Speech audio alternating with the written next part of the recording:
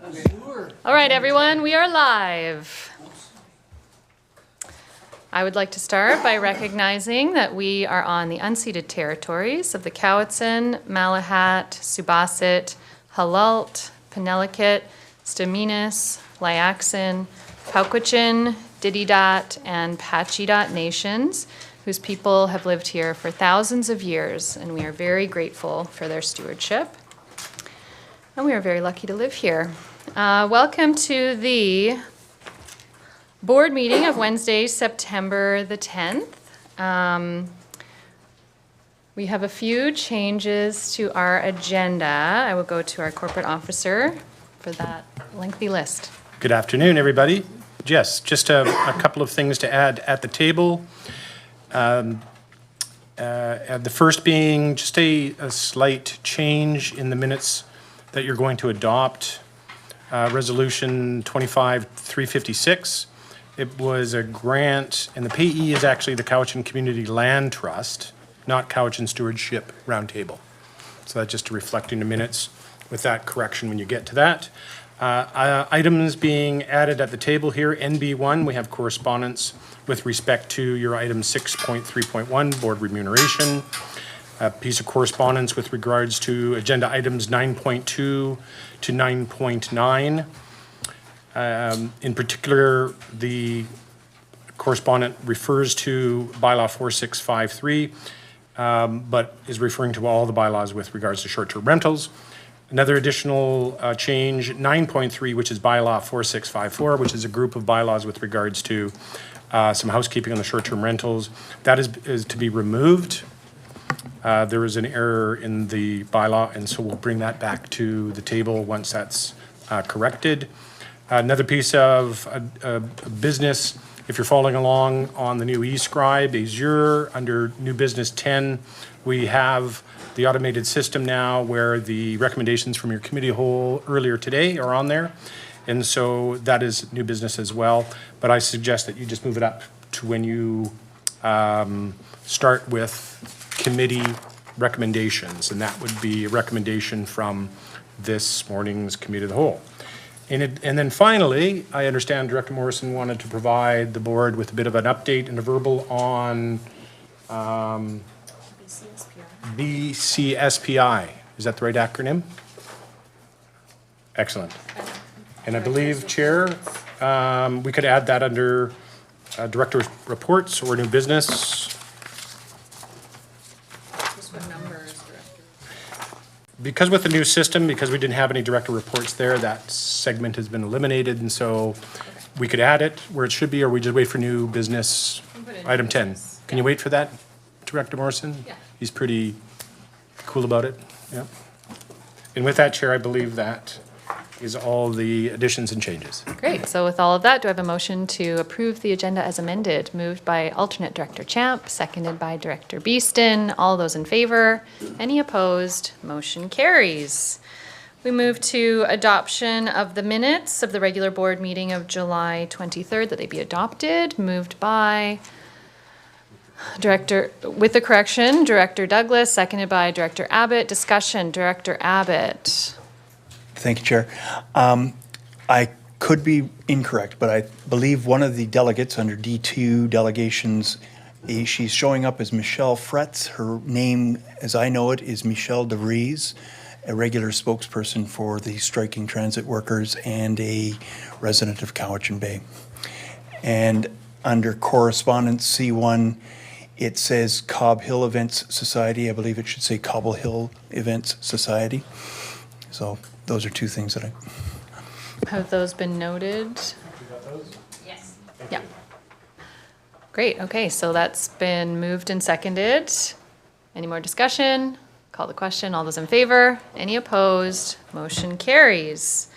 That brings us to the public input period. We'd welcome anyone that would like to provide public input to come up to the podium. We have 15 minutes allotted, and you each get 3 minutes, excluding anything that has been the subject of a public hearing.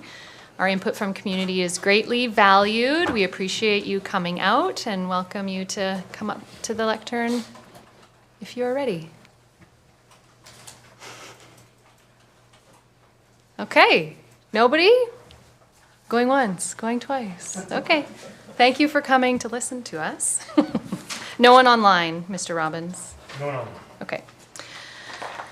Okay, so correspondence, 5.1, looks like we have a letter from the City of Duncan for consideration.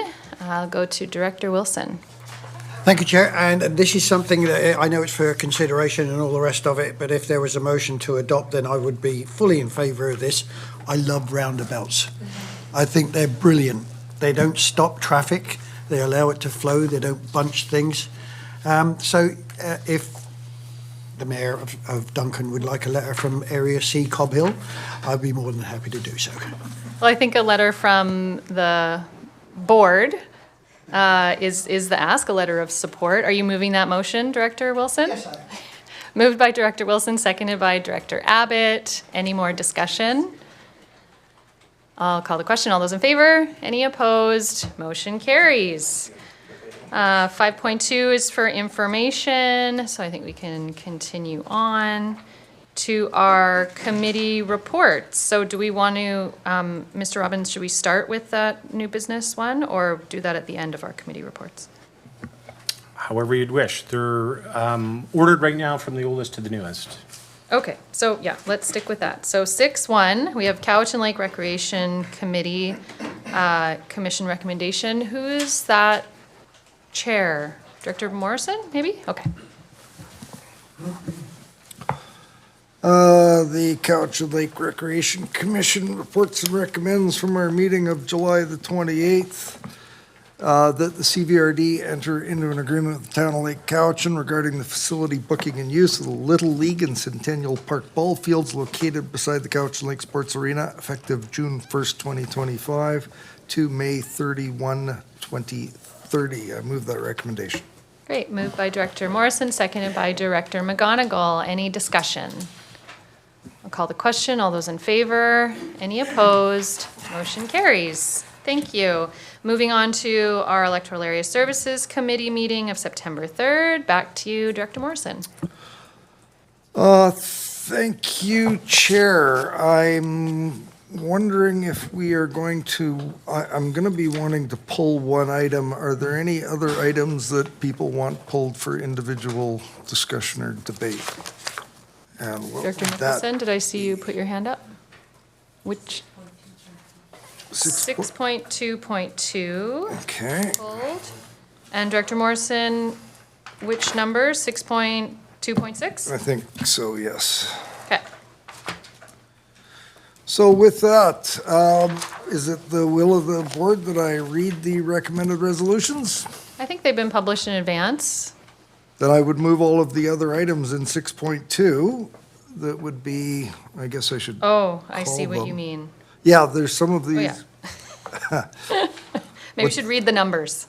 Okay, we have 6.2.1, filing of notice on title. We have 6.2.3, sanitary sewer servicing for lodgepole development. 6.2.4, street lighting function, Area A, Stonebridge. 6.2.5, 2025 VIEA Summit, Director Registration. And I think that's that it. would be it, and I would move those items. Great. Moved by Director Morrison, seconded by Director Abbott. Any discussion on those items? I'll call the question. All those in favor? Any opposed? Motion's carry. Director Morrison. So back to 6.2.2, and the resolution that came from committee was that the proposed remainder A in subdivision application number SA 24B05 on Renfrew Road, PID 006410065 be exempted from the minimum parcel frontage requirement in accordance with Section 512 of the Local Government Act. I move that item. Moved by Director Morrison, seconded by Director Wilson. Any discussion? Director Nicholson.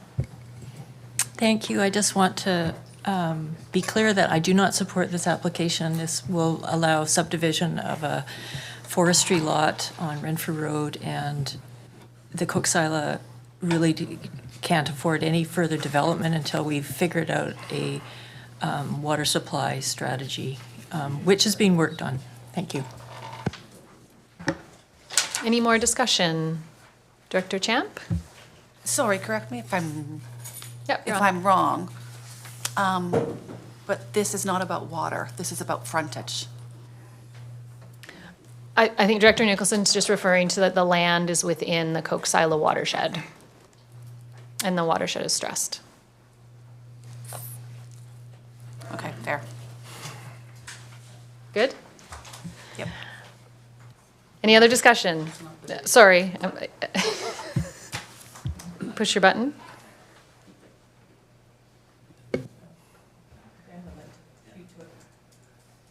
Director Martman, go ahead. Maybe staff could just answer that question about how frontage is linked to water. Ms. Cheryl? Seat 27, oops, sorry. Oh, there's too many microphones on, that's what's happening. Okay, there we go.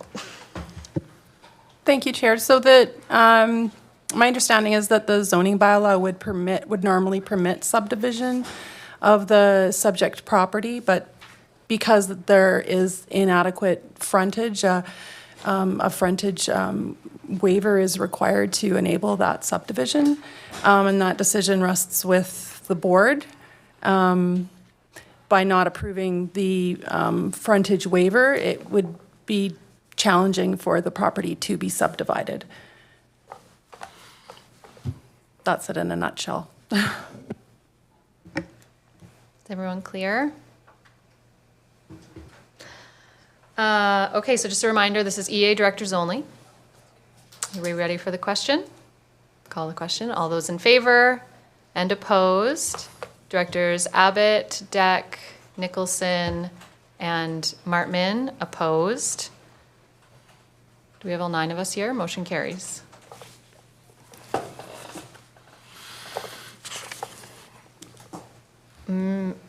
Director Morrison. Thank you. That moves us on to 6.2.6, I believe.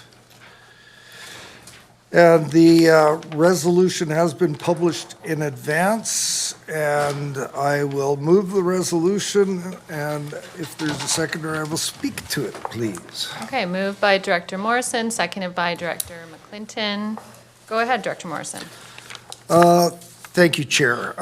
I have been doing an awful lot of thinking and even praying about this item, and I've pretty much lived this for a number of months now, and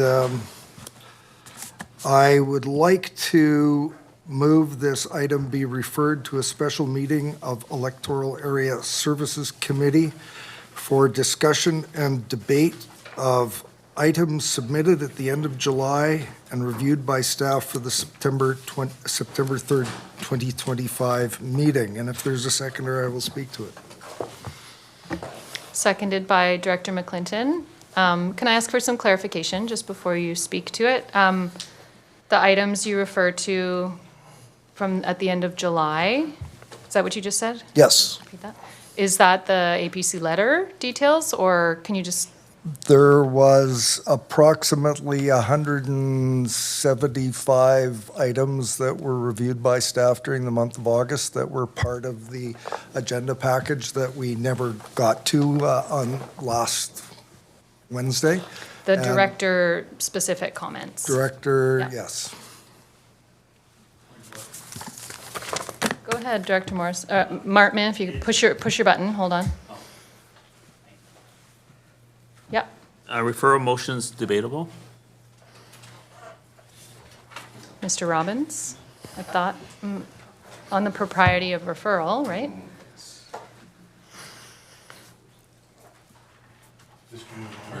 We'll confirm that.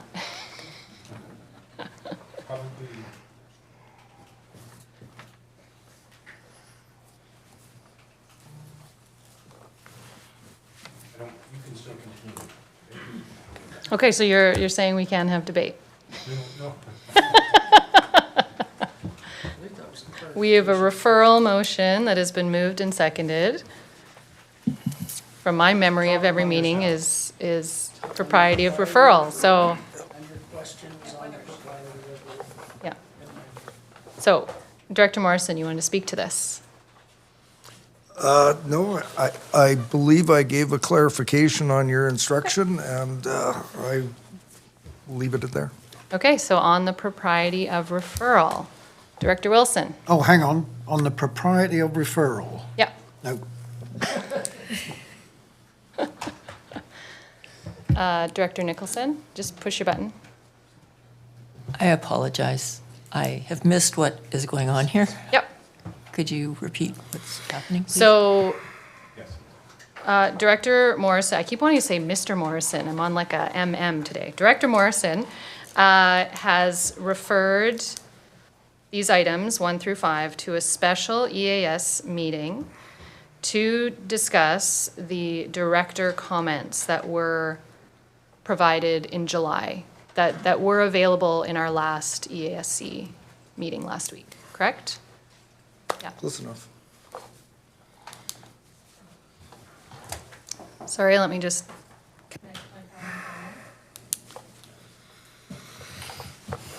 All right. So a referral motion is debatable and it is amendable. But this will be for EA directors only, right, Mr. Robbins? Yeah. That's amendable. Okay, so looking around the table. Someone's reaching for their microphone. Director Nicholson. Well, I won't be supporting this referral. I think we had a very thorough discussion at EASC last week. We had an excellent presentation by the consultant. There were many questions, and they were all answered, I thought. And so I will not be supporting this. Thank you. Director Wilson. thank you, Chair. Yeah, I won't be supporting this one either for exactly the same reasons this Director Nicholson has brought on. This has been 4 years or more in the making. I think it's very good. It's not 100% pure, but it's not written in stone. It can be changed as time goes on. So I really don't see any point in talking about it anymore. Both the staff have done a really good job on this over the last few years, as have all the area planning commissions. Thank you. Thank you. There was another light here, but, oh, Director Abbott, you want to be on? Sure. Okay, go ahead. I'm sharing the latter sentiments as well. But I do wish to get clarification because last week we heard from the consultant that December 31st was no longer a specific deadline for regional districts. Is there, and obviously several have said no, but is there room for one more EASC to review the 175, I think 160 are coming out of Area F, to placate some of the concerns largely coming from Area F? And perhaps our CAO could talk to that about the costs and budgetary constraints. Ms. Miles Wilson. Yeah, so without wading too far into this, definitely not getting into the debate, so we're working towards completion by the end of the year, regardless of the timeline that's been clarified that doesn't apply to regional districts. Should you want to open up more engagement in this process, staff would have to consider the impact on budget, of course, and project timeline as we have currently been directed to move forwards with. So I'll just leave that there for now. Yeah, and I'll just remind everyone that we did just extend our timeline and do another round of APC engagement, which, yeah, extended the timeline and increased the budget. Director McClinton. I do want to speak to this, but I would like some clarification possibly from Director Morrison. I think the referral was to specifically address director's changes in July. Can I just get clarity on the referral? Is that what we're sending it back to discuss? And would more public engagement is that part of the referral or not part of the referral? Or can that even be parsed out? It sounds just like a special EAS meeting, correct? Yeah, I'm getting nods from Yeah. Director Okay. Morrison. So So there was that linked document to our report last week that there were a number of directors that put in a bunch of comments, and they were all listed along with comments from staff as to what was incorporated and what wasn't in the rationale. Sure. I'll be supporting the referral at my own peril. But I do, we've been at this a long time, but, I distinctly remember Director Morrison at Electoral Area Service that the numbers weren't matching up. And, we threw in together to all 9 electoral areas to get on the same page with our official community plan. To leave somebody so far out in the cold that they're just feeling like at the last minute that this doesn't represent their community, I think we owe it to that community and to somebody who's been sitting at this board table for a very long time to have one more meeting to discuss some of those concerns. So I'll be supporting the referral. I have nobody else on the speakers list, so I'm going to call the question on the referral. All those in favor? 5 in support, and opposed? Motion carries. Oh, so you need the names. Segal, Wilson, Deck, Nicholson. Opposed. Motion carries.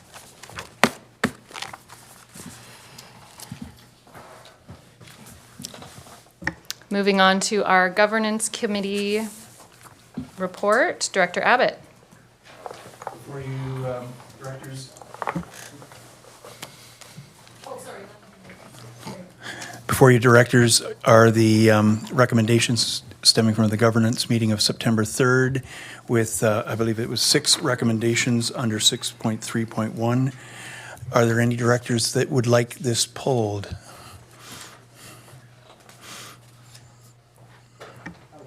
Director Martman, do you want something pulled? Go ahead. Well, not so much polled as just voted on individually, please. You'd like us to go motion by motion? Motion, Okay. And this is for all directors. This is for all directors, yes. Okay, Director Wilson. Yeah, and again, I think along with Ben, I'll be looking for clarification as we go along here as well. Okay, so let's go one by one. Director Abbott. So the first recommendation, Madam Chair, is it was moved and seconded, recommended to the board that the board director remuneration be adjusted annually based on the previous year's Victoria BC Consumer Price Index effective January 1st of each year. I move that. Moved by Director Abbott, seconded by Director Nicholson. Any discussion? Director Wilson, is this the one you want to speak on? Go ahead. And this particular clarification question that I'm asking there will apply to each one as we go through. So hopefully I won't have to ask it for each one. But what I want to make absolutely sure of this it takes effect from 2027, Yes. January 1st, 2027. We're not voting for a rise for ourselves or an increase for ourselves on this board. Yeah, I can check with our parliamentarian, because in our last recommendation, it's that staff bring forward a remuneration bylaw with the effective date of January 1, 2027. So all of these recommendations will come into effect January 1, 2027. And will be embedded in said bylaw. Yeah. Thank you. Thank you for the question. Any more discussion? It was moved and seconded, right? Yeah, okay. I'll call the question. All those in favor? Any opposed? Motion carries. Director Abbott. Thank you, Chair. And Director Wilson's query, I have of the same with this one, because we have never stressed January 2027 when it comes to, be it recommended and moved and seconded, that it be recommended to the board that a board vice chair stipend of $7,750 be added effective January 1st each year and adjusted annually based on the previous year's Victoria BC CPI. So perhaps just for double clarification, because I do not think, I was of the impression that this actually takes place in the current year. Yeah, as far as I understand, this will be implemented for 2027. Okay, Mr. so, Robbins, confirmed. no, Unless you want it effective, it was the only item over the course of the summer months debating this that never had the 2027. However, given Director Wilson's observation and wish for clarification, that is the effective date. Sorry, Tim. okay, so did you? So you I moved moved. that one? Yeah. Moved by Director Abbott, seconded by Director Champ. I have Director Morrison. Go ahead. Thank you, and I think I need a clarification on something that's not part of this, so I hope that it's in order, and I don't know if we've got, Mr. Pidle isn't in the room. I recall there being direction to look at not only the vice chair remuneration and stipend, but there also being a recommendation for committee chairs as well. Do we know what happened to that? Where it went? Like, I do know it was a direction that was given, and we've just got, it's omitted or disappeared somewhere, so. I think just none of the committee members made that recommendation. I guess where I'm asking is that I think we sent direction to staff to come up with information for the committee, and I don't ever recall there being any reference to that after the initial instruction was given. So, Well, we've got Ms. Miles Wilson jumping in here. Sorry. Oh, so Mr. Pidle is on his way down. If you want to continue with your questioning, we can put a pin in that, and he can respond directly to that when he gets into the room here in a moment. Okay, sorry, Director Abbott, I have to, put you back on. So do Putting a we pin in- table this one? Table. Okay. Move to table? Do we need to have that moved and seconded? Yes, or had this already been moved and seconded? It had been moved and seconded. Okay, so we can table it? So we'll move to table it, moved by Director Morrison, seconded by Director Justice. All those in favor? Any opposed? That one is tabled. Third recommendation. It was, Just as we get through the process. We'll keep going. We'll give him a moment. we may table more, who knows? It was recommended, it was moved and seconded that it be recommended to the board that salary remuneration be set to the 50th percentile for the local government cohort for electoral area and municipal directors and the chair. I move that. Moved by Director Abbott, seconded by Director Callio. Any discussion? We've got Director Wilson. Oh, sorry, Director Abbott, I have to turn, Morrison, I'll turn off. Director Wilson, go ahead. Yeah, I'm just looking at my agenda here, and that doesn't seem to appear. 631. There it is. Sorry, 50th percentile. And again, clarification here. That if we move to the 50th percentile, you would go down by $3,000 a year. Because at the moment, we're at 51,636 or something like that. The 50th percentile, if you read the things, is 48,000 something or other. So this question was brought up in committee last week. Yes, it was, and I'd like to ask it again, please, just so you're clear that you're not going to the 50th percentile. You are staying where you are. So what is the point of voting on something which says we'll do this and we're not going to do it? Well, it's establishing in a bylaw that we are setting our remuneration rate to be at the 50th percentile. Currently, there's nothing in a bylaw that gives direction around our remuneration. Do you want an answer fully from me, or would you prefer Mr. Pidle? I think Mr. Pidle would be, he's the expert on this. Oh, he's gone again. No, I'm right here. Oh, he's there. Yes, I can speak to that. So I believe that at governance last week, the recommendation from staff was that because statistically speaking, when you look at the market comparators, I believe the EA directors are 5.4% greater than the 50th percentile. Yeah. Technically speaking, to make it statistically significant in terms of the review, Most compensation strategists or consultants would take a plus or minus 5% to consider yourselves or the organization or the position under consideration as a plus or minus 5%. Yeah.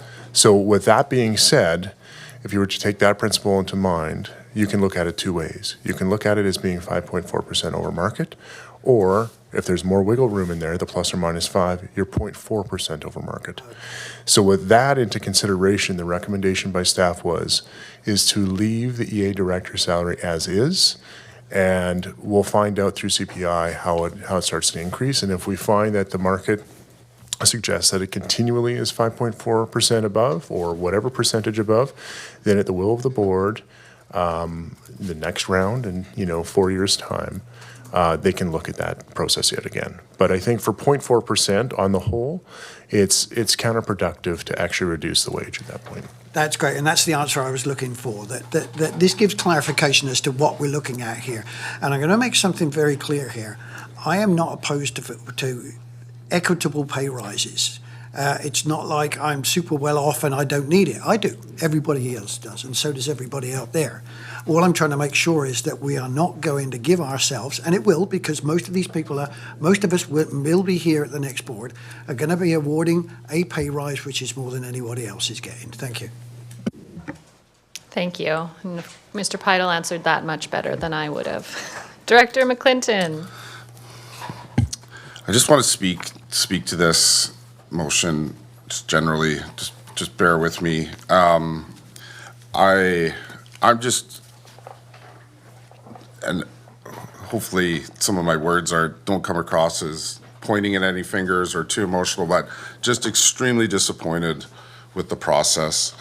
I feel that this decision is going to immediately eliminate a huge swath of people that would love to get into local government. You look around the board table, I think there's 3 millennials sitting at this table. The fact that you need to have a second income to even consider to do this job, I think is extremely disheartening. And I have just wasted so much political capital on this point. None of my requests were brought back from staff about comparators of the private sector, public sector, and this is me throwing up the white flag. I'm kind of giving up on this issue. So I just wanted people to know where I stand, and I started by posing the thesis: should elected officials be the lowest paid people in local government? Nobody's answered that question, and I just would think that that silence is tacit compliance. So, I won't be raising my hand for this. I know I can't abstain, but that would be my intention if I were able. Thank you. Director Martman.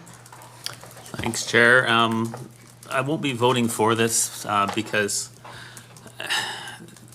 the dollars that we're comparing aren't the full story.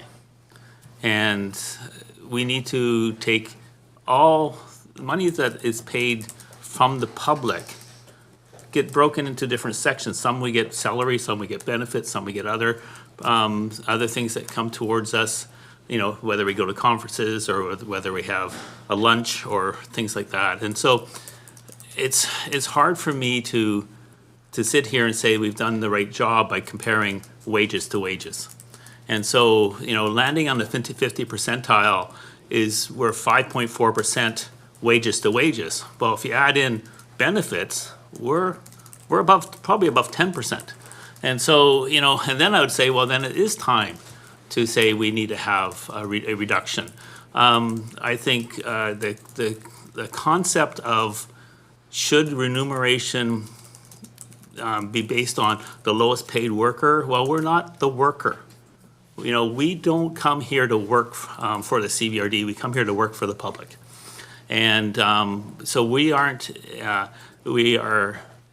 elected to come and serve. And I think there's a real privilege with that. There's a real position of power that comes with that.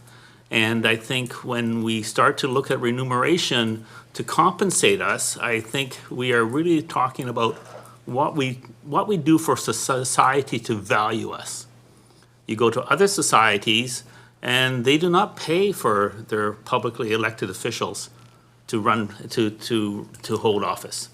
And you can just go to Europe and you'll see some of those cases there. And so, you do a Google search and you come up with a North American model. And I think I would like to maybe we need to break that model and change how we look at it. And that's why, I guess maybe from a philosophical reason, I come from a position of we get paid in so many other ways. And it's not just about the dollars. And with all due respect to others, it's a position, I think that's the value of our board, is that we all come with different perspectives and everybody takes the time to listen. So I thank you for listening to my perspective. Thank you. Thank you. Director Morrison. Thank you, Chair. And yes, we do have diverse opinions on this board. And having sat here through, I guess this is probably the 5th or 6th time and haven't heard anything new. Really, I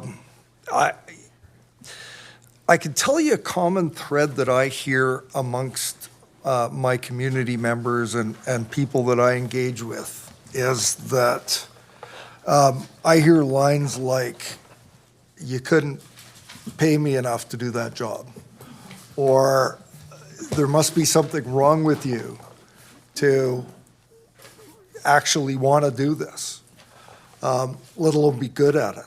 And I know that there's folks that seem to think that this is a conflict of interest, and there can't be anything more clear than the provincial government saying that we're not in conflict in doing this. I'm not going to challenge significantly what's before us, but it seems like local governments across this province undervalue the work of their elected officials. And any gains that we make, whether it be a benefits package or gains to be able to attend conferences, like the conferences that I attend are not for my benefit, it's for the benefit of my community. And I would think and hope that our communities want us to do the things that we do by attending various conferences and training opportunities. So I'm not going to repeat everything that's been said before, but to say that it's important that we value what it is we do. And I can tell you when I arrived here, the corporate structure for exempt staff, if I'm not mistaken, was 80th percentile. So that was our top leadership in the organization, was we wanted them paid at the 80th percentile of comparators. And that's probably a good number for the elected officials for the organization. Yes, fiscal pressures, yes, community concerns. I think that we have to be a little bit courageous and really look at how well we value the work we do, and those are the colleagues around the table.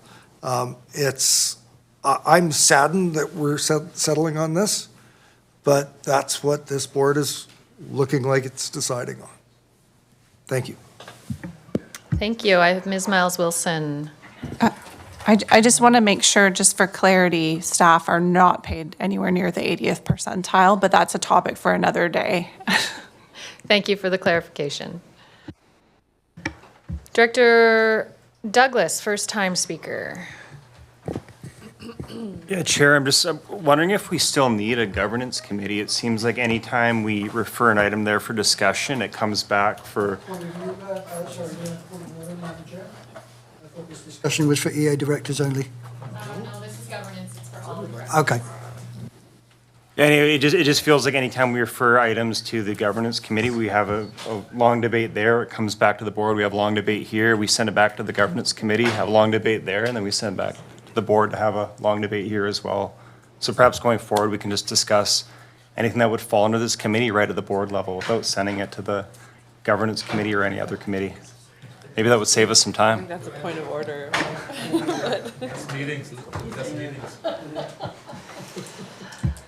Vice Chair McGonigal.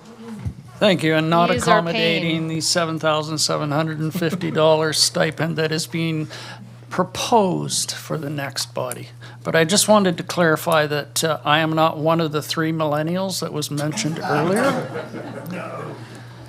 But when you do look around the table, there are a lot of boomers. There are very few X's and Z's. And one of the reasons is the compensable packages.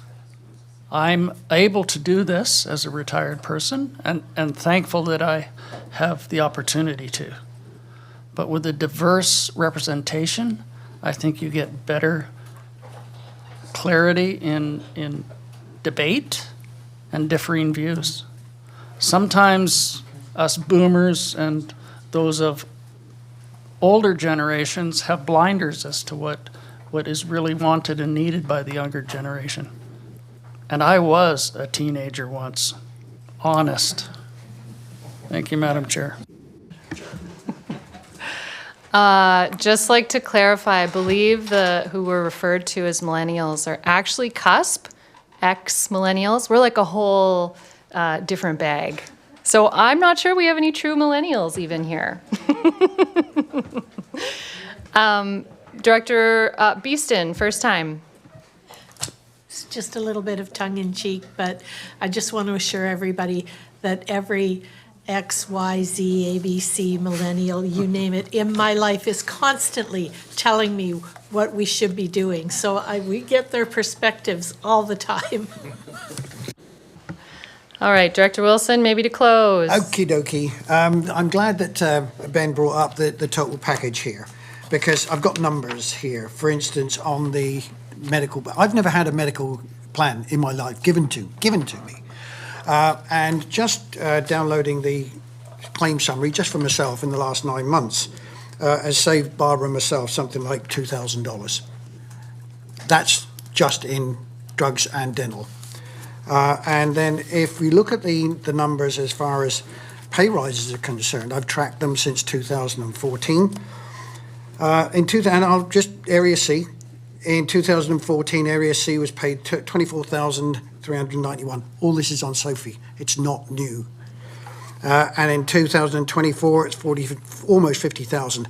That annualizes to a rise of an average of 9.54% per year since 2014.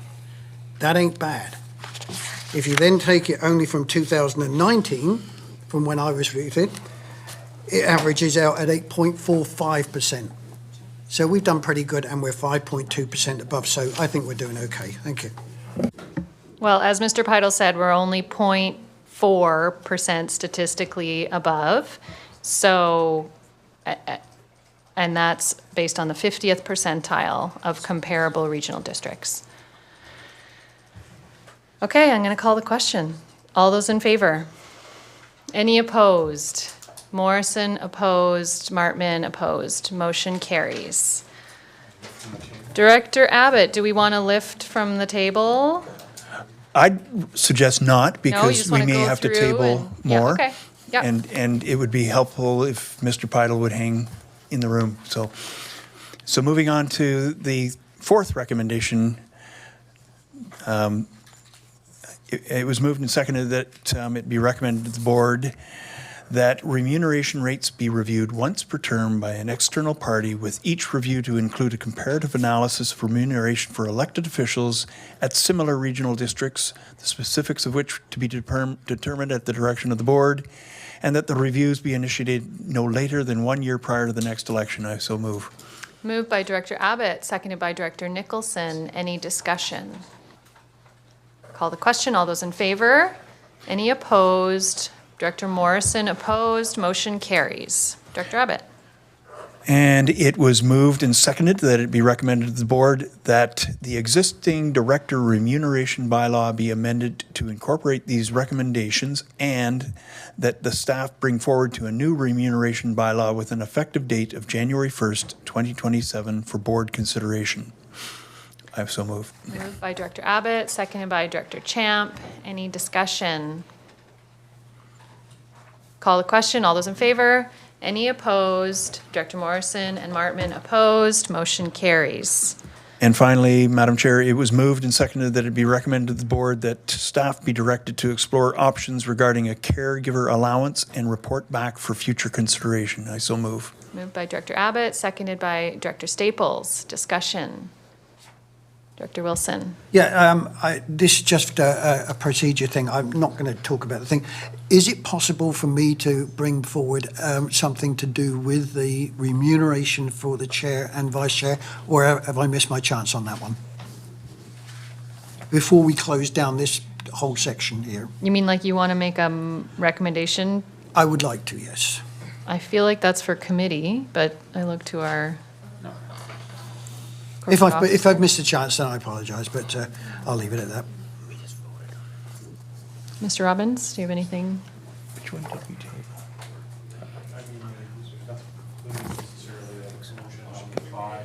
Yeah, A motion can be made at any time, but we have a different yeah. motion on the table, so maybe hold on Okay, to that thought. thank you. Okay, so regarding the childcare motion, any more discussion? I'll call the question. All those in favor? Any opposed? Director Manhas, Wilson, Beeston, Martman opposed. Motion carries. Back to our tabled item. Sorry, Director Abbott. I'm not sure what to do. Do we have to have a motion to lift it from the table? Moved by Director Morrison, seconded by Director Martman. All those in favor?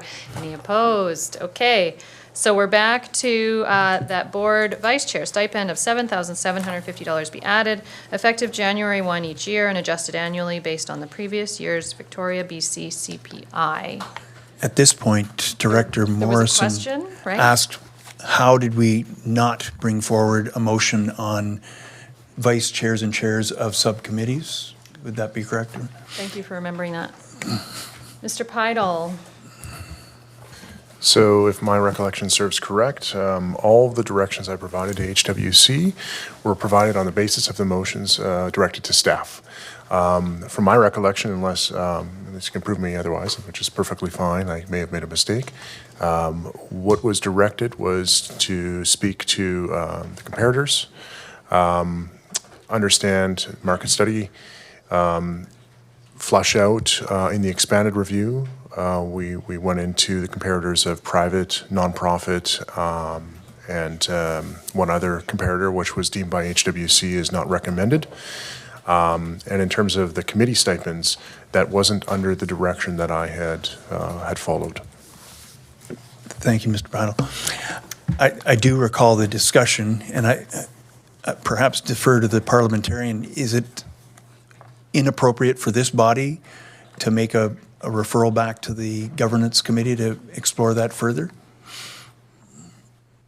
Could this body refer to governance that staff come back and report on the prospect of remuneration for chairs and vice chairs of select board committees, subcommittees? I believe a motion could be made at any time, but we already have a motion on the table. Okay. So we would have to. Can we dispense with the vice chair motion on its own accord? I've got a speaker's list, so let's go through that. And so Director Morrison? No. No? Okay. Any more discussion on the vice chair stipend? Director Abbott, no, you're just getting, yeah. I'll call the question. All those in favor? Any opposed? Oh, Director Wilson, when did you pop in there? I popped in just as before you called the question.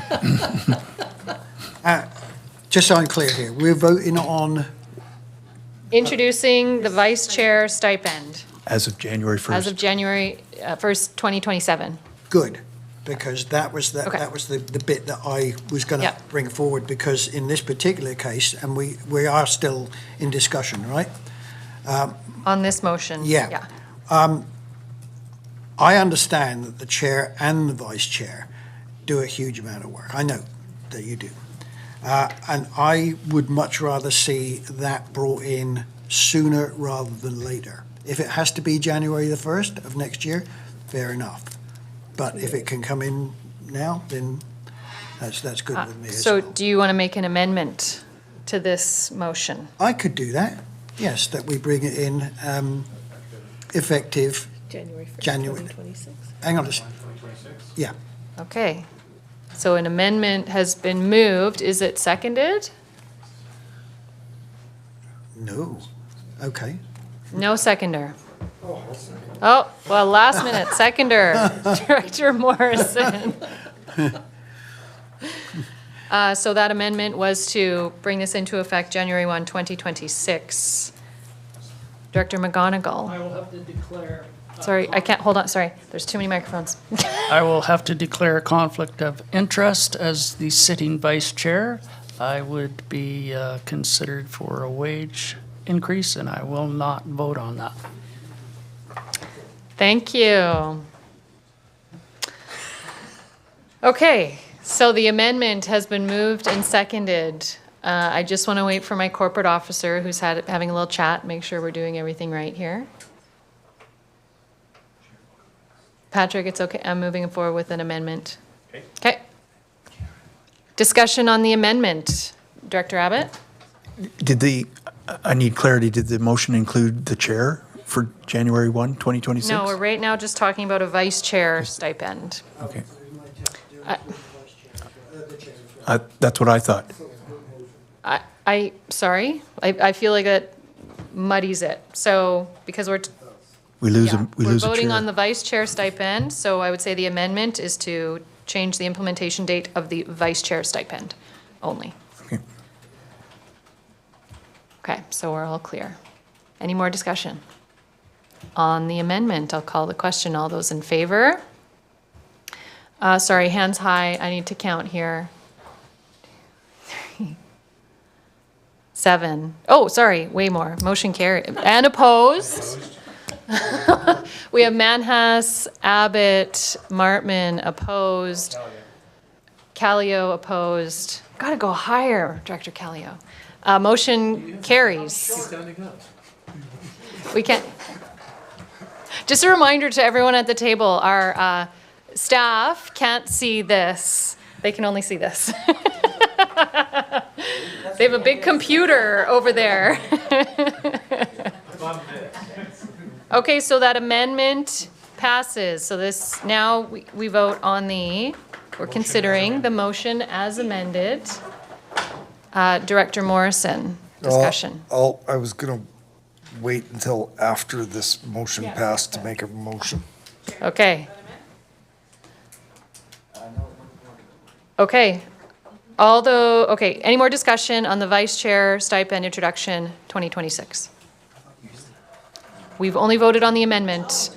Now the main motion as amended. All those in favor? Director Abbott, turn your microphone on. I need to hear what the main motion, the amended main. The main motion now will be that the board vice chair stipend of $7,750 be added effective January 1, 2026, and adjusted annually based on the previous year's Victoria BC CPI. Okay. So it's not waiting until after the next election. It's coming in next year, in a few months. Everyone's clear? Call the question. All those in favor? And opposed? Manhas, Martman, opposed. Motion carries. Director Morrison. Thank you, Chair. I would. Sorry, Director Morrison. Can somebody get Tim? Yeah. I haven't written out the resolution, but it's very similar to 4, except we take the word vice and the dash out and say the voted on chair compensation be effective January 1st, 2026. And I would move that. I'm sorry, I missed the beginning. There was a lot happening here. That essentially the same motion, but it's not for board vice chair, it's for board chair stipend of whatever that amount is, effective January 1st, 2026 each year and adjusted annually, blah, blah, blah, blah, blah. Okay, so I'm going to recuse myself and pass this over to our vice chair to conduct this. I know. I'm just going to follow Director McGonigal's lead.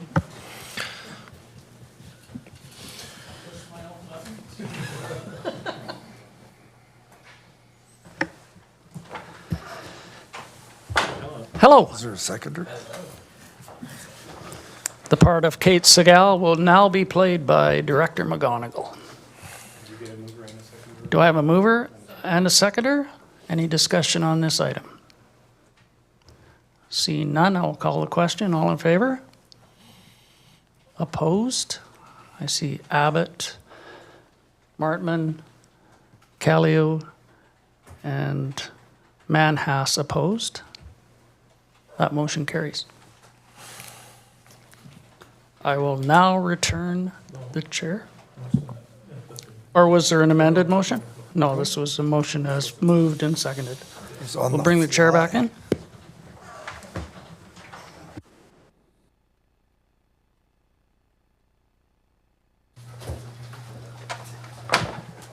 Okay. You turned me off. Director Wilson, is there anything else? No, you're done. Director Morrison, is there another referral you wanted to bring up regarding committee chairs? Sure, that's staff. Sorry, grab your microphone. That staff be directed to research and report to governance committee potential committee chair and vice chair compensation. So there's no date on that, there's no return back, just, Yep, just for Come us to back have when that they got it. information to discuss in governance committee. and I would move that. Moved by Director Morrison, seconded by Director McGonigal. Any discussion? Call the question, all in favor? Any opposed?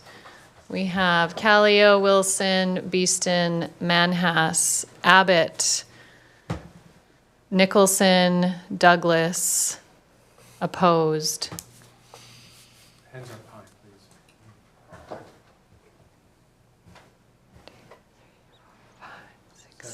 Seven. Motion carries. Motion carries. Okay, whew, that was a beast of a committee report. Thank you, Director Abbott. You have more to add? I was going to say that's the end of my report unless Director Douglas wants to bring Oh. forward a motion. Oh, is that what's about to happen here? I see him reaching for the microphone. No, you're just getting ready for your report. That's it, the end of your report, Director Abbott. Thank you very much. All right, Director Douglas, we go to your committee report from this morning. Your committee, of the whole, recommends to the board on September 10th, 2025, that a letter be provided to Indigenous Services Canada expressing the CVRD's support for the Subasat proposed additional reserve encompassing about 34 hectares in the Cowichan Lake District, including the lands described as Lot 1, District Lot 27, Cowichan Lake District, EPP 133231, PID 032146132, Lot 2, District Lot 54, Cowichan Lake District Plan 37714, PID 001-033-611, and that part of District Lot 54, Cowichan Lake District, shown colored red on plan, DDD 14181I, PID 014-646-081, and that the CVRD staff engage with Subasat staff in relation to potential servicing agreements to be implemented following the addition reserve process. So I'll move that. Moved by Director Douglas, seconded by Director McGonigal. Any discussion? Call the question. All those in favor? Any opposed? Motion carries. Okay, we're going to take a quick 5-minute break. We may have another committee report. We're just going to check in on that. Did I hear? Okay, people need 10. So we'll come back at 1:45.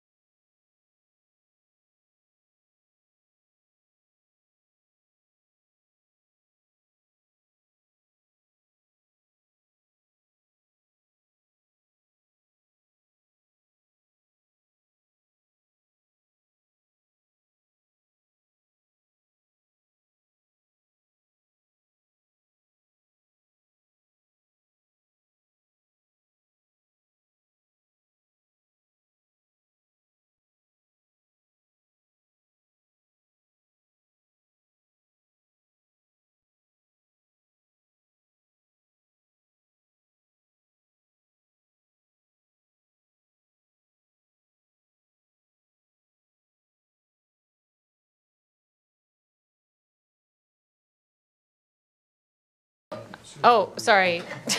Rosa, please get us going.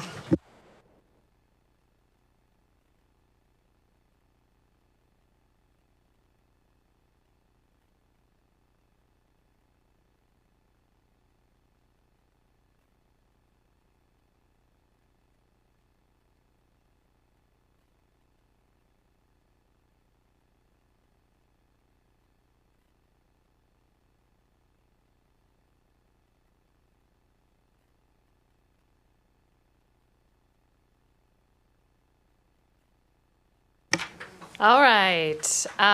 So I've just been made aware of a committee of the whole report that was missed, and we've already adopted our agenda, and these are time-sensitive items. So I'm looking for a motion to include this, and that will be a 2/3 vote. So moved by Director Morrison, seconded by Director Abbott.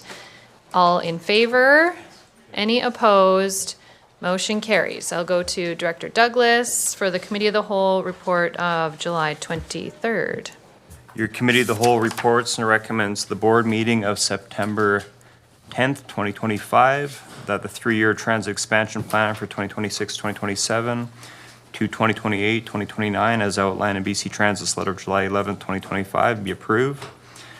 The transit service expansion hours and estimated costs for 2026-2027 through 2028-2029 be incorporated into the 2026 CVRD budget and the 5-year financial plan for both Function 106 commuter transit and Function 107 transit. And that the CVRD enter into a contribution agreement with Halalt First Nation and provide $35,000 to support the Chemainus Watershed Initiative through Function 131 to 2025 budget, and that $35,000 from Function 131 budget for the Chemainus Flood Mapping Project be returned to the municipality of North Cowichan. So I'll move that. Moved by Director Douglas, seconded by Director Manhas. Any discussion? Call the question. All those in favor? Any opposed? Motions carry. Thank you, Director Douglas. Moving on to our staff reports. We have our municipal solid waste hauling and landfilling contract extension. Who's taking that? Welcome.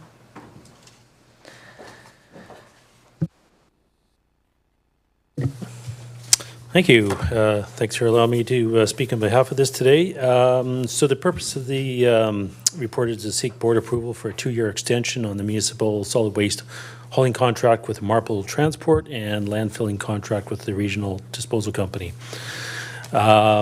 Just want to point out something throughout the report. It states that the term of the agreement would be from October 1st, 2025 to September 30th, 2027. Through negotiations, we are pushing to make that from October 1st, 2025 through to February 29th, 2028. So please consider February 29th, 2028 in places where staff reports agreement read to September 30th, 2027. Well, staff began working on this new RFP this spring. It was delayed due to some of the following reasons. Pending changes in the marketplace, which have potential to significantly impact the changes in the RFP contracts. Looking at different intermodals around the organization, new intermodals come online. There's also the consideration for the Cache Creek landfill and the Campbell Hill landfill. Anticipated charges in the changes in the CVRD waste composition is also a consideration based on the rollout of the new waste diversion programs, such as the 3-stream curbside collection in the CVRD electoral areas. These impacts are obviously the organics collection program. Continued changes in trade politics between the U.S. and Canada, as well as an understanding of the CVRD to desire to support a Canada First option where feasible, and to consider a Canada First option, the need to consider changes to the future contract term, and the need to better review the service risk and the options to the new RFP. As you have seen in the staff report, given the above, staff is recommending a 2-year contract extension. This will allow us time to complete a request for information and a request for proposals that reflect current market conditions and the CVRD policy goals. and to give the future contract time to procure any new assets needed to service the delivery. The proposed procurement timelines includes issuing an RFI this year in 2025, followed by an RFP in early 2026, with the new contract to be awarded in mid-2026. This will allow the successful bidders to purchase equipment and construct necessary equipment. As you're aware, the equipment can take up to from a year to 18 months to procure. And there's also the contract to the commencement in early 2028. In 2024, the value of the garbage contracts were between 5.1 million, and in 2025, it's anticipated to be about 5.35 million. Based on current negotiations, an estimated value in 2026 is $6 million, with a 2% increase in hauling and an 8% increase in landfilling costs in 2027. To avoid the affecting tax requisition, a 10% or $22 a ton tipping fee will be required in 2026, increasing the tipping fee from $220 to $242 a metric ton. The minimum tipping fee will still remain at $7. And in summary, the 2-year extension will help the CVRD maintain service continuity while ensuring that we have sufficient time to develop a robust procurement process with appropriate terms and conditions that reflects the CVRD's strategic objectives and policies. I'm happy to answer any questions. Questions for staff? We'll start with Director Morrison. Thank you, Chair. Good report. And a lot of moving parts here. When reading the report, I get the rationale for why not, or why we shouldn't do 1 year. I see that 2-year fits. 3 years, the comment appeared to be, well, we just don't need it. So are you telling us with the words that you shared at the beginning that we're actually more like a 2.5-year contract now? And I've got further. Thank you, Director Morrison, through you, Madam Chair. Yeah, so we originally arranged the contract to expire in September of this year to avoid the, the difficult season around Christmas where people are away and things like that. We also chose this time because most people are coming back from vacation, so we're easily able to, get into contract negotiations. So to continue with that thought of mind, the proponents or the current contract holders wish to push it back to November 2027, which is again getting close to the Christmas season. So we've just asked to move that to February 29th, 2028, just so we can get through the season and ensure that we've got a good time to start the new contract. Starting a new contract right at Christmas time is challenging, or could be challenging.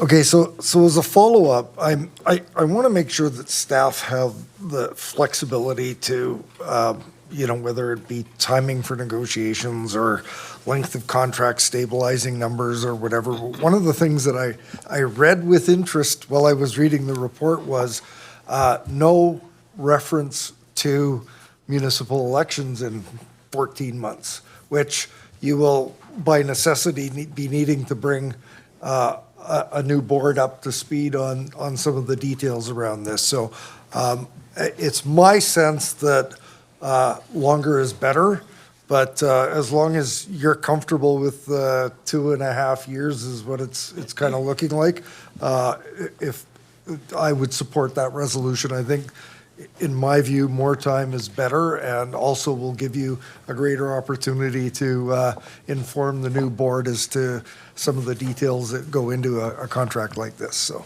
thank you. Director Justice. Thank you, Chair. Very interesting report, I thought. I just have a couple of questions for you, quick questions about, I guess, some of the considerations of going with a Canadian option in the future.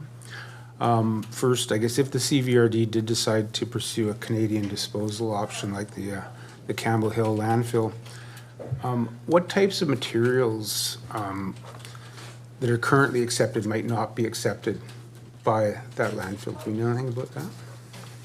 And how complicated that might make things? Thank you, Director Justice, through you, Madam Chair. Yes, so with the Campbell Hill landfill, Cache Creek, some of the potential impacts of going to a landfill such as that is any of the products that are currently in our APR program, so paper, cardboard, containers, any of those types of things, if they were to be sent to a landfill in BC, we would be subject to rejection of the loads. So, I mean, we're trying to make every effort we can to keep those materials out of the loads, but if there is I think it's anything over 4%, we'd be potentially fined or the load would be rejected at the landfill. So that's one of the significant impacts. Other than that, there's really nothing in our waste stream because we have a lot of prohibitions of different materials like asbestos and that type of household hazardous waste and things like that. They're not allowed in the waste stream now. So we don't anticipate any impacts outside of the EPR programs. Okay, thank you. If I may, just one more.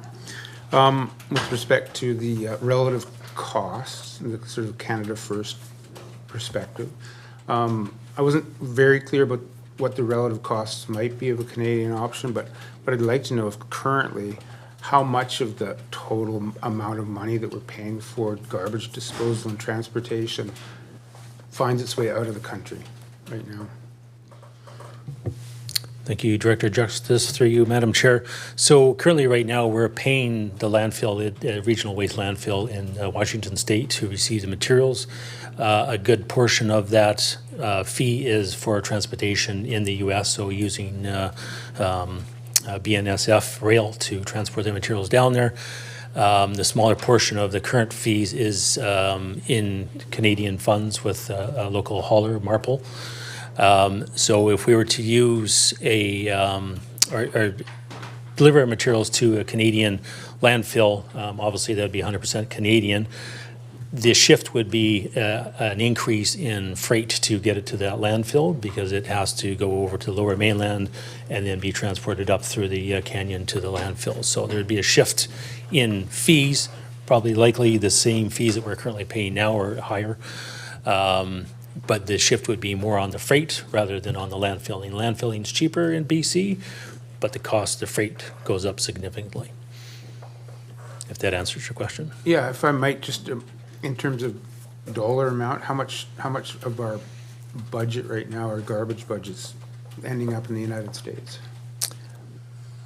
So without having all the exact numbers right in front of me, I'd say probably about 60% of the cost is going to the U.S. right now. Thanks. Thank you. Director Abbott. Thank you, Chair. Good report, Mr. Stevens. Along the same line, asking questions about the dollars. The staff report refers to 2026 being 6 million estimated versus 2025 of 5.35. I crunch that as a 12.15% increase.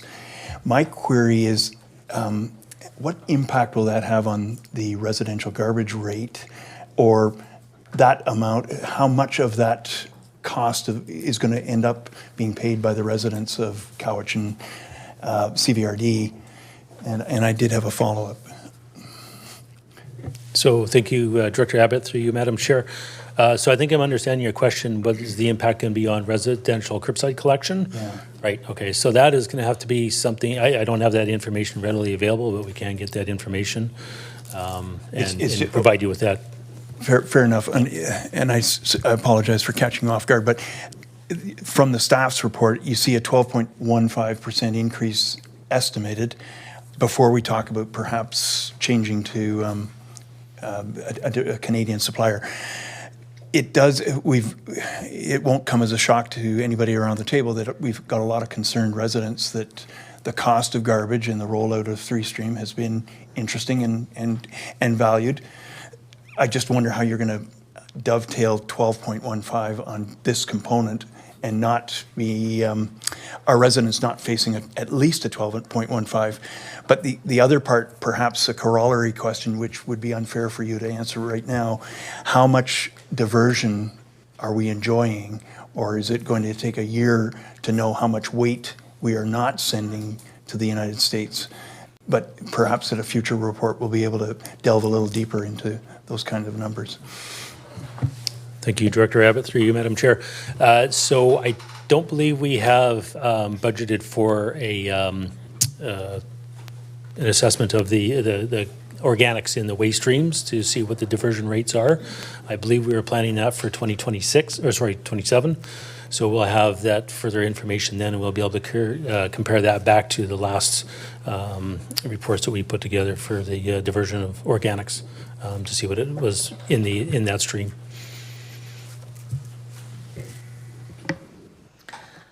Okay, I have no more speakers. I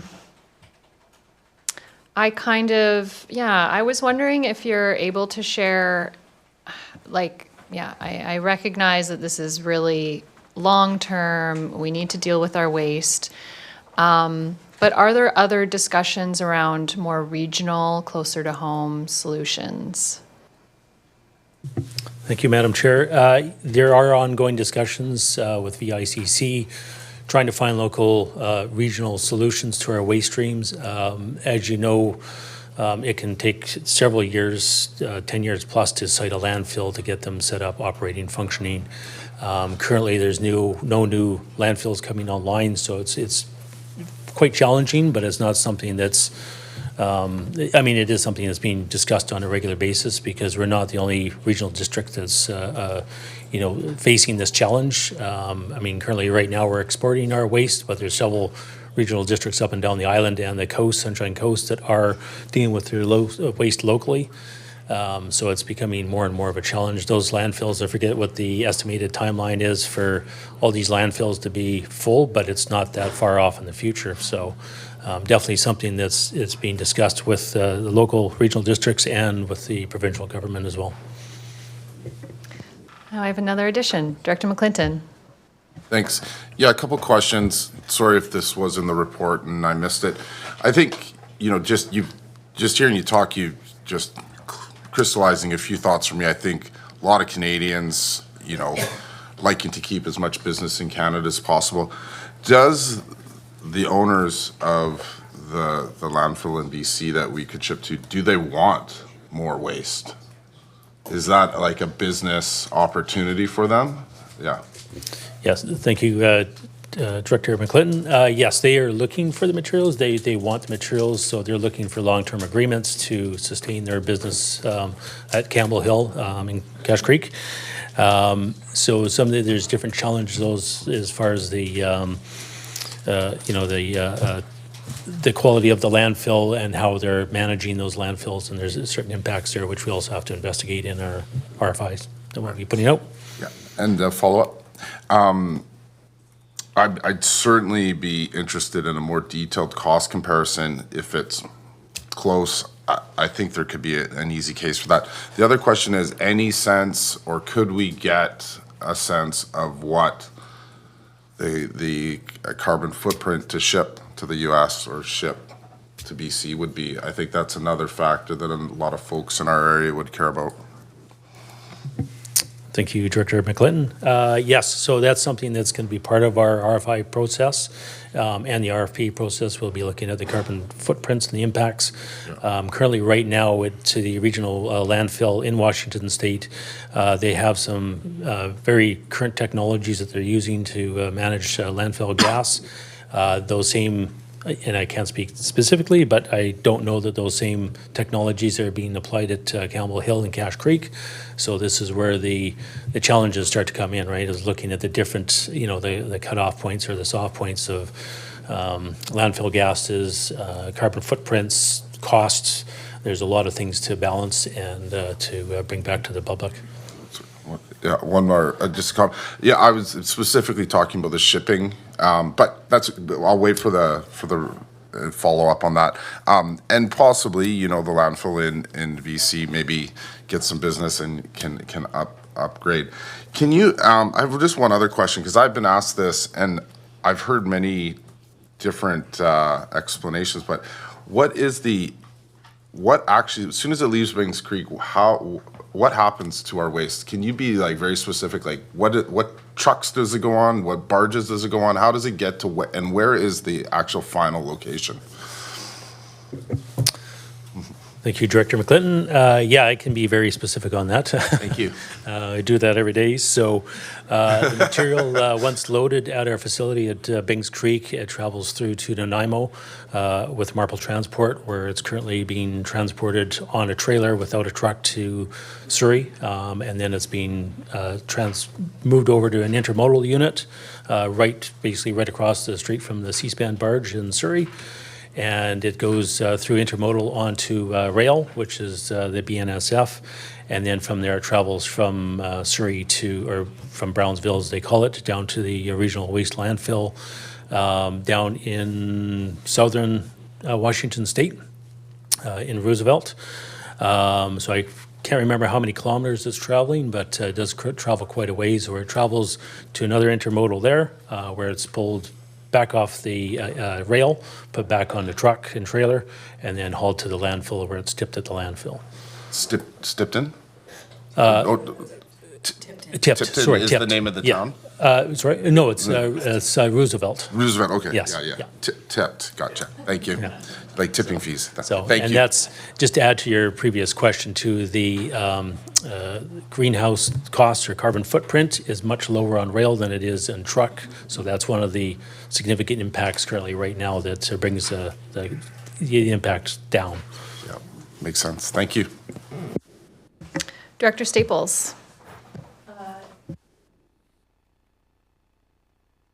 Thanks very much for this. And I just wanted to share with directors that oftentimes the processor of the waste is at UBCM, and you can go and they have either a booth or they have events that you can go to. I've been a number of times, and they explain how they do it. It's very detailed, like the setup they have about educating us on what they do and how they do it, and all the questions that you're asking. So just to put that out there.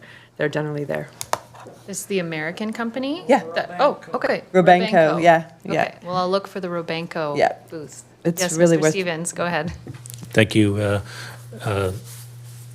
I'd just like to, I guess, add that regional waste landfill has been begging and pleading with me to make a presentation to the board on how they handle their waste and the technologies they use, and we kind of keep pushing them off because we don't want to throw a sales pitch at you before we're ready for that. So, but they'd be very happy to present to the board and let them know how they handle waste. Thank you. All right. Does anybody want to move the motion in the staff report? Moved by Director Nicholson, seconded by Director Morrison. Any discussion? Director Abbott? Do we need to amend that it's to go to February 2020? Right, is that with the understanding that the end date is February 29th, 2028, right? 29th, it's a leap year that year? Mr. Robbins, do we need an amendment to change that date, or that's understood? Okay. I see no more discussion. I do just want to share, I'm so grateful for all the work that you and your team do to deal with our waste. It has been such an education to step into this role and learn about the waste management required for our regional district. And my dream is that I will get to see the day when all of our waste is managed within our regional district. Because I think out of sight, out of mind just allows the consumerism and consumption to go on unabated. So I will call the question. All those in favor? Any opposed? Motion carries. Thank you, Mr. Stevens. Thank you. Mr. Robbins, we move into our bylaws. I'm going to take you through a journey this afternoon, and with the chair's indulgence, I'll just introduce the bylaw and the number and what recommendation is. So for under 8.1, I'm just going to say that CVRD bylaw 4646 be adopted. That would be the motion and the recommendation. Moved by Director Morrison, seconded by Director Callio. Any discussion? All those in favor? Any opposed? Motion carries. And the first group under 8 are for all directors. 8.2, that bylaw 4673 be adopted. Moved by Director Morrison, seconded by Director McGonigal. Any discussion? All in favor? Any opposed? Motion carries. Bylaw 4674 be adopted. Moved by Director Morrison, seconded by Director Justice. Any discussion? All those in favor? Any opposed? Motion carries. And just for those that are following at home, these are all published and have been published, and so hopefully everybody's aware of what I'm referring to. Bylaw 4675 be adopted. Moved by Director Abbott, seconded by Director Champ. Any discussion? All those in favor and opposed? Motion carries. Bylaw 4679 be adopted. Moved by Director Champ, seconded by Director Staples. Any discussion? All those in favor? Any opposed? Motion carries. And now for EA directors only, we're at 9.1. Bylaw 4373 be So granted. this one didn't get approved in the committee report, so it does Oh, not get sorry. second reading.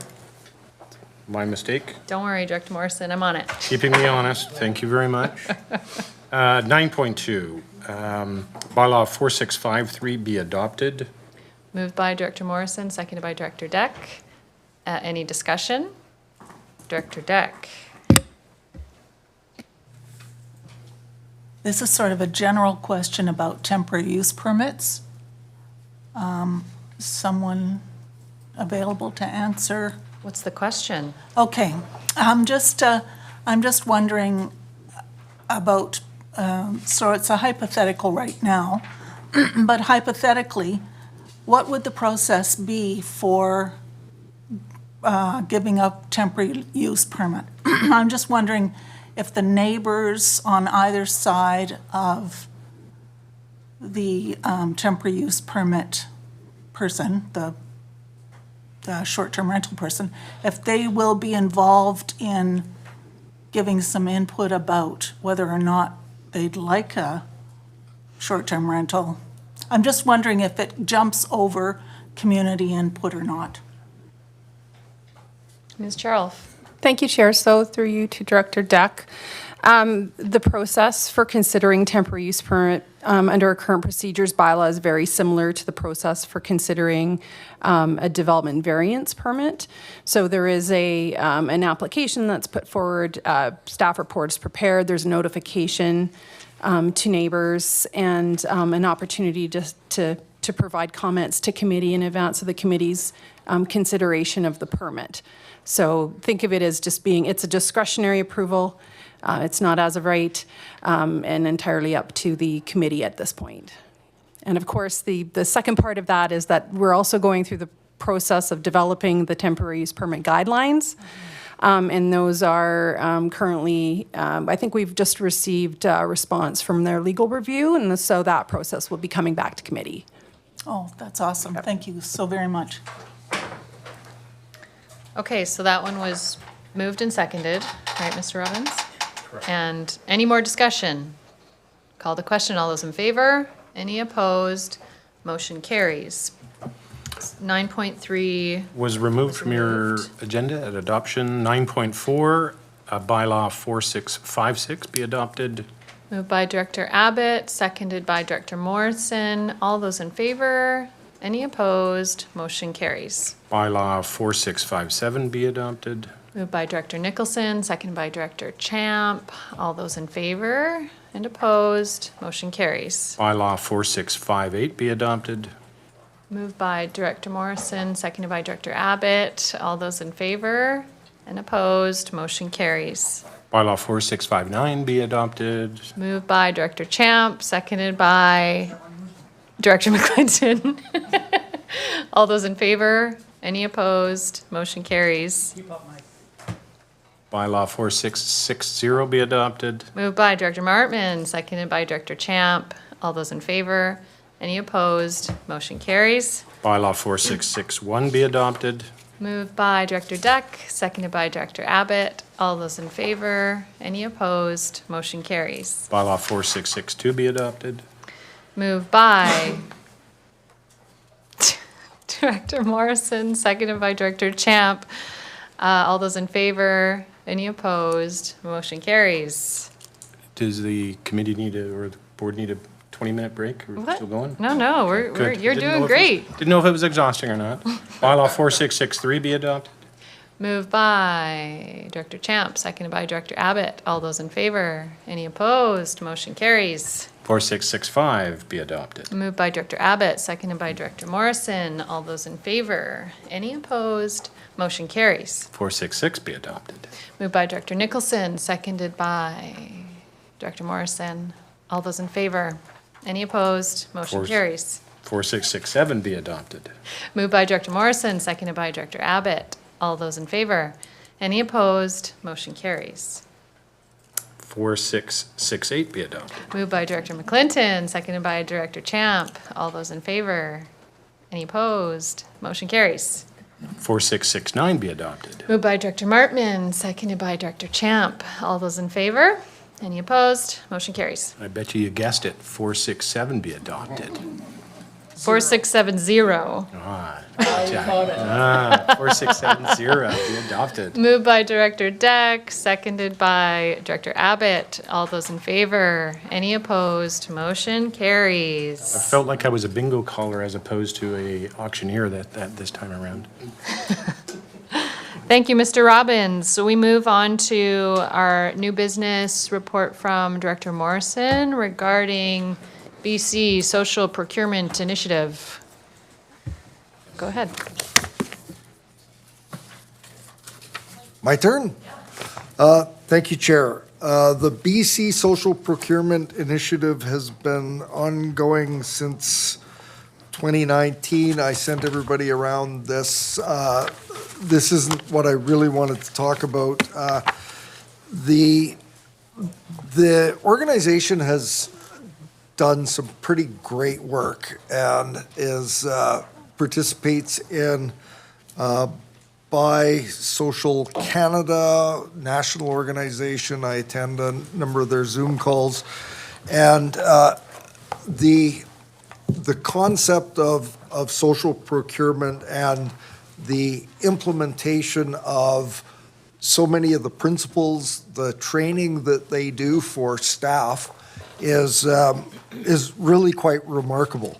And for those that don't know a lot about it, there were some initial concerns that when these principles were brought to local government, that there would be additional costs to doing business. And I think the opposite has been found to be true, that there is great value in the coordinating of buys that local government does, not only on larger contracts, but the day-to-day spending of organizations like ours and other local governments. I think most, if not all, of the municipalities are members of the BC Social Procurement Initiative. What I wanted to bring up today, and this is really just an update and some input, if so inclined, is the BC Social Procurement Initiative has kind of plateaued. They have done a lot of training, a lot of staff have participated in their modules, and they've reached a point where it's time to embed measuring techniques into a lot of what local governments are doing. And so there was a meeting held just last week where the membership is somewhat stagnant over the last few years. We've lost a few members. I think BC Hydro is one. We've gained some new members. It's mostly local government institutions, hospitals and the likes. And the ask of the people on the call in the board meeting of BCSPI was, where do we see the future of this organization? And what's interesting is a lot of the folks that are members of BCSPI, they integrate into the Buy Social Canada work, but it's been identified that the BC perspective is a little bit different. And so when there was a suggestion as to what does the future of BCSPI, should there be perhaps a winding up, or should there be is there another direction that it might go? And when I say winding up, it would be more or less rolling into a Buy Social Canada structure and just be one of the other groups that, or provinces that participate. This has been broadly supported by the provincial government. We have a community benefit agreement for the Cowichan District Hospital. It's generally seen to be very good for organizations like ours and municipal governments. But the part they plateaued at is, and part of the issue is turnover of staff, different systems in different local governments, is they want to be able to track spends and track the effectiveness of the way social procurement works in our organization. And so it's moving to a greater level of, I wouldn't say commitment, but I would say integration of the social procurement, not only principles, but some of the systems that they're using to measure. So I'm putting it to the board to say, my view, I think it's been very good for this organization. It's a widely accepted practice now in a lot of organizations like ours. But what do we want to see of our membership in this organization in the future? And I'm suggesting that we could just easily fold into Buy Social Canada and be happy, but we would lose a certain amount of that BC perspective and a lot of the initiatives that only relate to British Columbia local governments. I don't need an answer today, and I'm open to answer any questions, but it would take a little bit of direction by us to staff and some discussion with staff as to decide whether or not measurement of the social procurement work that we do, whether we want to do that, whether we want to track it on an organizational basis. So as I say, I'm not posing the question for us to decide now. I'm just suggesting that if any of you have any questions around social procurement, what kind of training is available, what kind of impact it has in our organization and others, be more than willing to sit down and have a discussion with you. Also, is there, do we see value in this? And would we like to see the CVRD participate to maybe a little bit larger degree, where we would be having some really good statistical information that would be produced by us and perhaps our municipal partners that are engaged as well. So I'll stop there, and if anybody has any questions, I'm more than willing to chat offline if you'd like. Thank you very much. Okay, so if anyone has any questions, they can connect with Director Morrison. We had 2 pieces of correspondence in the new business, just for your consideration, for information. And I think that takes us to our question period, correct? Right, so question period. Let's see. Be kind. Yeah, please be kind. I think we've got only regulars in the audience here. If you'd like to come and ask me a question, now is your chance.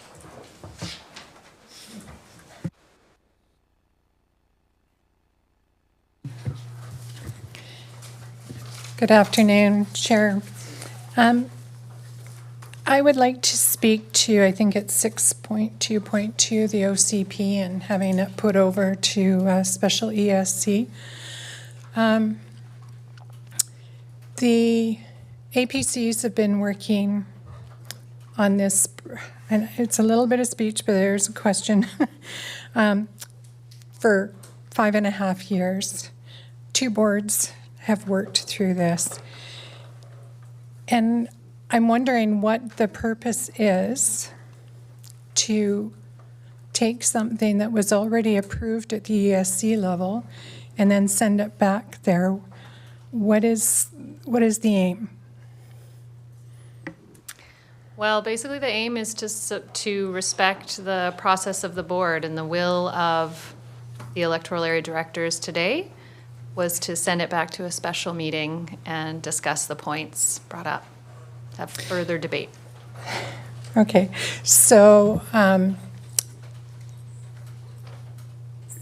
the people have worked on this document for that whole time.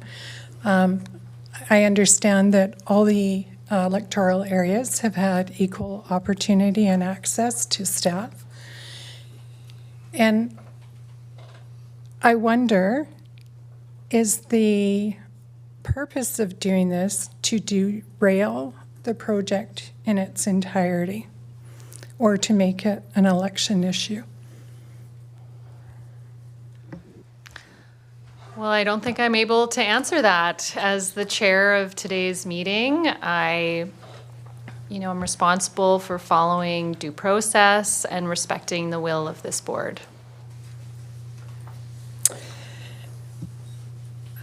Thank you for that. I think there's also the will of the people and the willingness and expectation to bring this project home.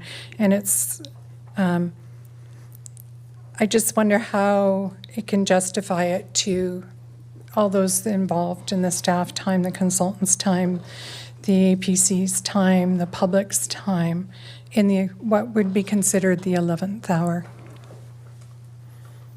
Thank you. Any other questions? Ms. Bernard? No? Jim? No? Okay, then I look for a motion to adjourn. Moved by Director Champ, seconded by Director Douglas. All those in favor? Any opposed? Motion carries. If directors wouldn't mind sticking around just for a little debrief after, that would be great. Otherwise, thank you all for coming. Director? Well, yeah.